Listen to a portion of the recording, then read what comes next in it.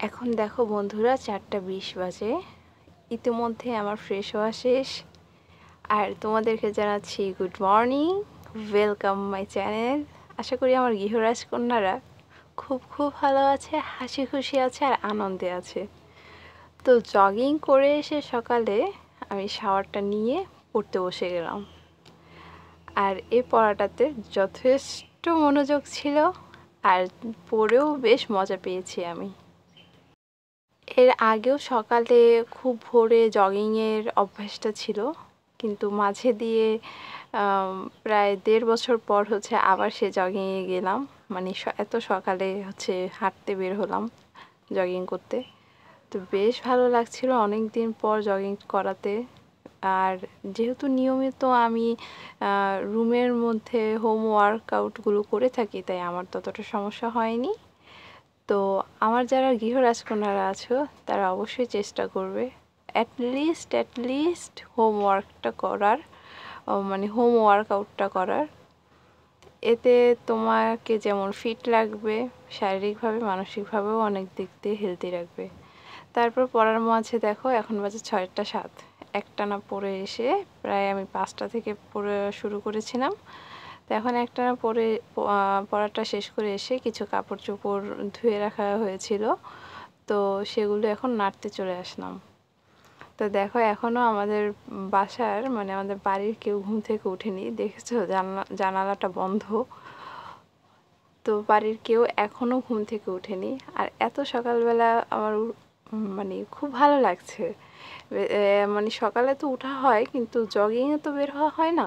তো অন্ধকারের মধ্যে আমরা জগিং করে দুজন আবার চলে আসছিলাম। তো সকালে ওঠার উপকারিতা নিয়ে আর কি বলবো। সকালে উঠলে তো আমাদের গৃহরাজকন্যাদের জন্য অনেক অনেক বেশি ভালো। সারাদিনে কাজ করার সময়টাও বেশ পাই। তো এবার চলো আমার বাগানটাকে একটু ঘুরে দেখাই। আমার বাগানে আসলে আমার মন খুশিতে ভরে যায় যতটা মন খারাপ থাকুক। আর আজকে এই রেনি টিউলিপগুলোকে দেখে আমার মনটা আরও ভরে গেল। আসলে খুব সুন্দর তোমরা। তো এখানে যে আমি একটু দাঁড়িয়ে তোমাদেরকে সুন্দর করে দেখাবো সেটার কোনো ওয়ে ছিল না, কারণ প্রচণ্ড মশা, এখানে দাঁড়াতে পারছিলাম না, এতটাই মশা।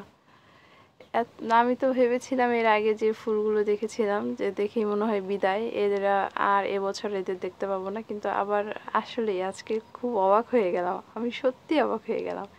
সিম গাছটাও বেশ বড় হয়ে যাচ্ছে দিন দিন।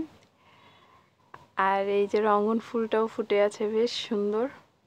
কালারটা কেমন যেন দেখাচ্ছে, ফোনের কারণে কি না তা জানি না। তো এবার চলো রুমের দিকে যাওয়া যাক, সকালে কি হবে রান্না বান্না। তো তারপর সকালে রান্নাবান্না আজকে আমার শাশুড়ি করছে। তারপর আমি আবার পড়তে বসে গেলাম। তো এবার মনে হচ্ছে একটু কফি খাওয়া দরকার, কেমন একটা ঝিমুনি ভাব চলে এসেছে। তো একটু কফিটা খেয়েই তারপর আমি পড়তে বসছি।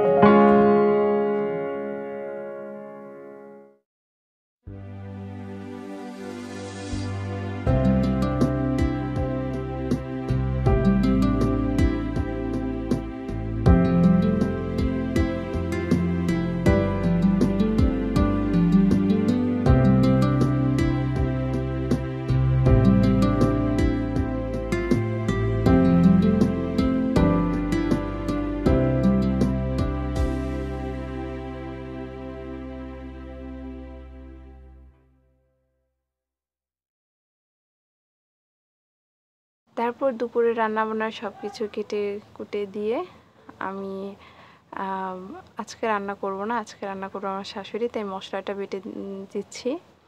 তো আজকে একটু বাইরে যাওয়ার জন্য রেডি হব, তাই তারপর আমরা বেরিয়ে পড়লাম আমাদের বাইরে যাওয়ার উদ্দেশ্যে।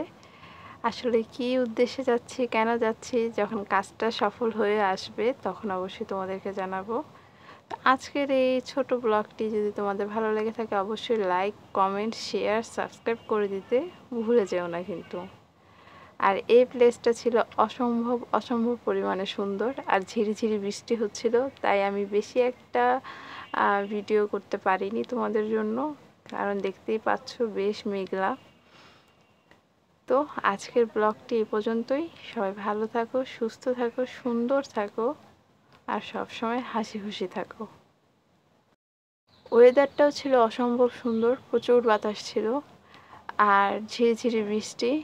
তাই যখন বৃষ্টি থেমে যাচ্ছিল তখন ফোনটা আবার ব্যাগ থেকে বের করছি, যখন বৃষ্টি হচ্ছিল আবার ফোনটা বের করে তোমাদের জন্য শ্যুট করছিলাম। তো অবশ্যই জানাবে আমাদের বাগেরহাট জেলাটা কেমন।